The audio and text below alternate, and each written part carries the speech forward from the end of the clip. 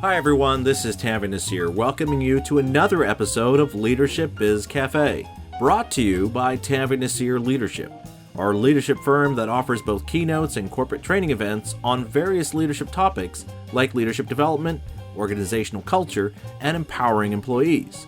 To learn more, visit our company's website at tanvirnasir.com. That's TANVEERNASEER.com to learn more and discover why we've been recognized by Inc. magazine as not only one of their top leadership experts, but also one of their top leadership speakers. And this episode has been sponsored by UpCourses, an online learning platform where you'll find the Inspirational Leader course. Over 60% of employees say the number one thing they want from their leader is for them to be inspirational.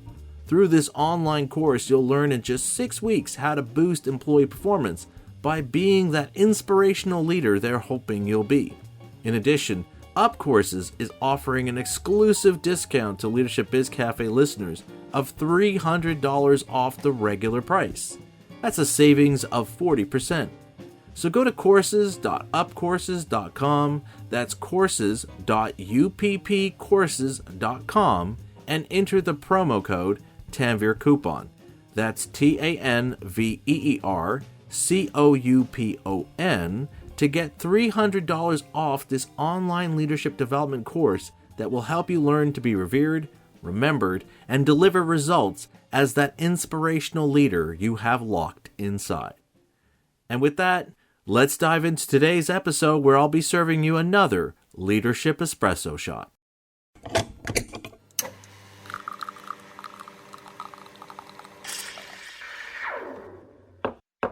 If you didn't catch the first one, with Leadership Espresso Shot, I'll be examining a specific topic or idea around leadership and providing you with the kinds of insights that will equip you with the tools and perspectives to improve the way you lead going forward. Now, in my previous Leadership Espresso Shot, I shared with you the story of a NASA janitor working during the Apollo space program and what we can learn from this story about creating an organizational vision that brings out the best in those you lead. So for this episode, I figured I'd go a bit further off that beaten path of the typical examples and role models we look at when discussing leadership, and share with you another unconventional example that can help shed light on how we can improve the way we lead. In this case, what one comedian's personal revelation about comedy can teach you about how to show up as leaders in your organization. Now, in addition to being a big fan of many comedians, I also enjoy watching documentaries where comedians discuss their craft and share some of the challenges and hardships they endure in trying to make a living doing what they clearly love to do. A few years back, I came across a video about comedian Michael Jr. where he spoke about this revelation he had about the relationship that exists between comedians and their audience. While not a household name, Michael Jr. has certainly been very successful in his career as a comedian, appearing on The Tonight Show, Jimmy Kimmel Live, and even at the famous Just for Laughs Comedy Festival here in Montreal, Canada. And yet, despite these high-profile appearances that have certainly launched his career, Michael Jr. has a rather interesting story to tell about what he considers his big break. People ask me all the time, Michael, what was your big break? The big break was at a club, and right before I got on stage, I had a change in mindset about comedy. Normally when a comedian gets on stage, he wants to get laughs from people. And I felt a little shift take place, where I felt like I was to go up there and give them an opportunity to laugh. Now I'm not looking to take, I'm looking for an opportunity to give. This changed everything. If we could just stop asking the question, what could I get for myself? And start asking the question, what can I give from myself? I think people would learn that you don't have to be a comedian to deliver a punchline. What struck me about Michael's answer about his big break is this idea he shares of creating this opportunity for people to laugh. Most times when comedians talk about how they approach stand-up, they often talk about the crazy work ethic that's needed to succeed, their struggles with feelings of self-doubt, and also the necessity of pushing the envelope at times to find the humor in any situation. But listening to Michael's comment that his big break came from moving away from this perspective of wanting to get laughs, of taking something from his audience, to looking for an opportunity to give, actually reflects an important insight into the nature of leadership and how we can succeed in rallying employees around a shared goal or purpose. Specifically, it compels us to ponder the following. When we go into those meetings with our employees, when we have those conversations with those we lead, are we walking into that moment with the goal of getting something for us? Or do we see it as an opportunity to give something of ourselves to those around us? Through my work giving keynotes and corporate training events, many times I've had leaders come up to me and ask questions like, how do I get my employees to be more engaged at work? Or how do I get my employees to get on board with the change initiatives we need to put forward? Or even, how do I get this difficult employee to do what I need them to do? In each case, these questions seem reasonable for leaders to ask because they're looking to address a problem they're currently grappling with. And yet, what we can now appreciate from listening to Michael speak about his big break in comedy is how, when we do this, our focus is more on taking from our employees, on getting them to do things to make our lives easier or help us get things done, as opposed to giving them what they need from us to achieve the goals we set out before them. In other words, we're not empowering them to bring their best efforts because we're not focused on how we can create opportunities for them to do so. Now, through my work with various leaders, I can tell you that it's very easy for leaders to fall into this trap of thinking that their success is determined by what they're able to get from those they lead. And on the surface, this certainly seems to be a sound argument. However, the reason why I wanted to share Michael's story with you is because your ability to succeed at leadership requires you to do what Michael did and invert your perception. Namely, that you understand that your leadership should not be about what you get from those you lead, but about what you're giving others through your leadership. Again, let's look at how Michael Jr. defined his big break as a comedian. For him, it wasn't appearing on The Tonight Show or at an internationally renowned comedy festival. Instead, it was in that moment before he hit the stage at a comedy club where he realized his work wasn't simply about getting laughs from the audience. Rather, it was about creating an opportunity, an environment, and conditions that encouraged people to laugh. Now, I want to share an exercise here with you that I do in some of my keynotes and corporate training events with leaders.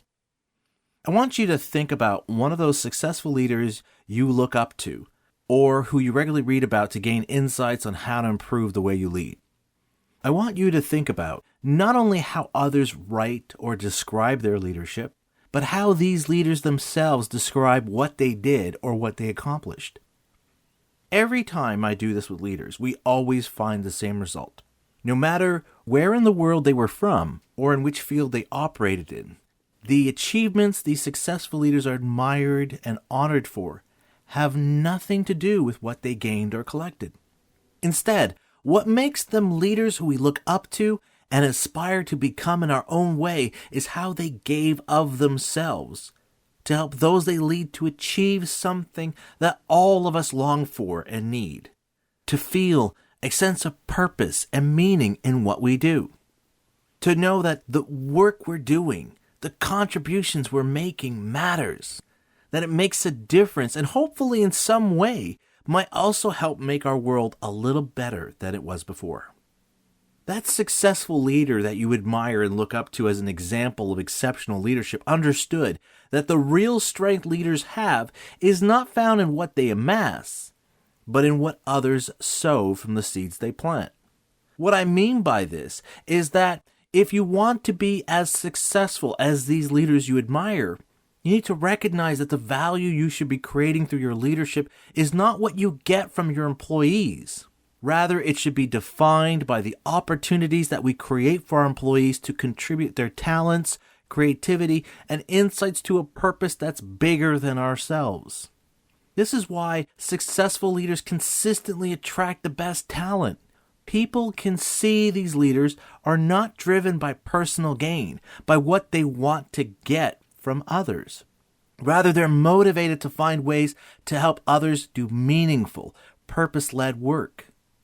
Put more simply, if you want to attract the best, you need to demonstrate your commitment to helping others become their best.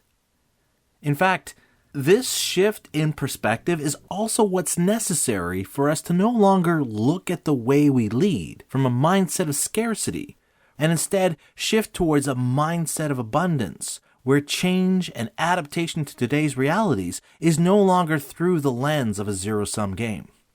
As I discussed in my previous Leadership Espresso shot, your employees look to you to not only define what matters to your organization, but to also provide context to help them understand not only where they as a team need to go next, but how they should contextualize the challenges and obstacles they will face on any given day in your organization.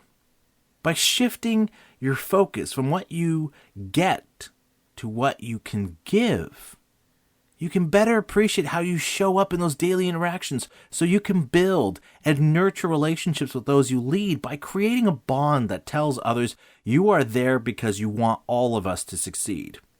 In so doing, success is less the goal and more the byproduct of encouraging and supporting your employees to get involved and contribute their best efforts because of what we'll collectively gain from the collaboration. That's why I want to encourage you to recognize that the value you create through your leadership is not found in what you get, but in what you're willing to give. At the end of Michael's story, he shares how if all of us make this shift in perception from what we get for ourselves to what we can give of ourselves, all of us have the chance to deliver our own version of a punchline. In the case of leadership and how you guide your team, I hope I've helped you appreciate that your leadership should be about more than a list of accomplishments. It should be about inspiring those you lead to care. After all, if we want people to feel compelled to dedicate themselves to the shared purpose that defines why we do what we do, we have to show them that we're reaching out to them, to get them involved as much as we are, because they see our focus is not just on ourselves, but on everyone we have the responsibility to lead.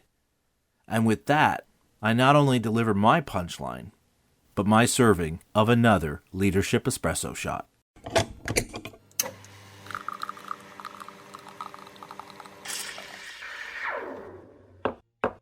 And that's a wrap on this episode of Leadership Biz Cafe, which is brought to you by Tanvi Nasir Leadership, our leadership firm that offers corporate training and keynotes on various topics around the subject of leadership. So if you're looking for someone to speak at your next event on topics around leadership, leadership development, organizational culture, empowering employees, or communication, visit our website, tanvinasir.com, to learn more and discover why we've been recognized by Inc. magazine as not only one of their top leadership experts, but also one of their top leadership speakers. And this episode has been sponsored by Up Courses, an online learning platform where you'll find the Inspirational Leader course. Remember, over 60% of employees say the number one thing they want from their leader is for them to be inspirational. Through this online course, you'll learn in just 6 weeks how to boost employee performance by being that inspirational leader they're hoping you'll be. And as I mentioned at the start of this episode, Up Courses is offering an exclusive discount to Leadership Biz Cafe listeners of $300 off their regular price, a savings of 40%.